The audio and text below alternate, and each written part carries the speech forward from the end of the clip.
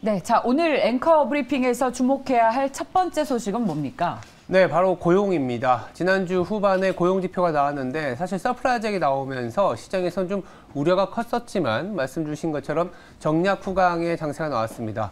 고용 서프라이즈를 이제 버텨낸 증시라고 할 수 있는데 아시겠지만 26만 건이나 나왔기 때문에 이거 12월에도 자이언트 스텝이 되는 거 아니냐라고 했지만 잘 뜯어보니까 민간의 고용은 조금 더 하락세가 유지가 되고 있고 거기다가 이제 시간당 임금 상승률이 굉장히 높았던 거는 퇴직금 영향이 좀 컸었다라는 분석입니다.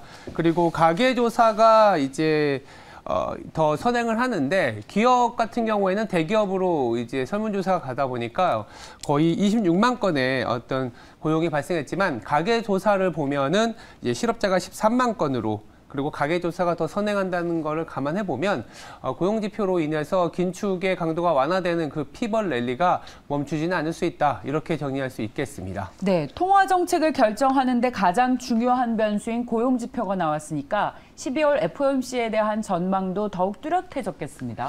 네, 뭐 오히려 두 번째 포인트에서 말씀드릴 수 있겠지만 50bp 그러니까 빅스텝 75bp에서는 내려온 상황을 그래도 유지하고 있다라고 볼 수 있겠고요. CME 패드 와치 기준으로는 내년 5월 정도면 금리가 멈출 수 있다. 금리 인상이 이제 조금은 잦아들 수 있다라는 시각은 여전히 유지가 됐습니다. 제가 말씀드린 것처럼 고용지표 자체는 잘 나온 건 맞지만 전체적인 고용 둔화 추세를 훼손할 만큼은 아니었다라는 부분이고요.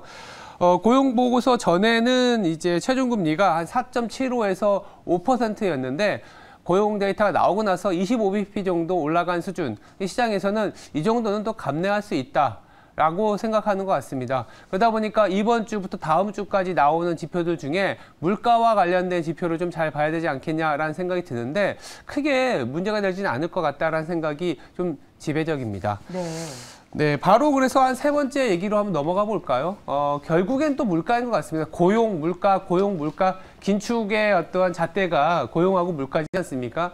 고용은 뭐 약간은 더 기대하는 것보다는 잘 나왔지만 그래도 크게 훼손되지 않은 부분이고 물가가 아마 다음 주에 FOMC 이전에 11월 물가가 나오는데 현재로서는 전월 대비로 좀 둔화될 것으로 보고 있어요.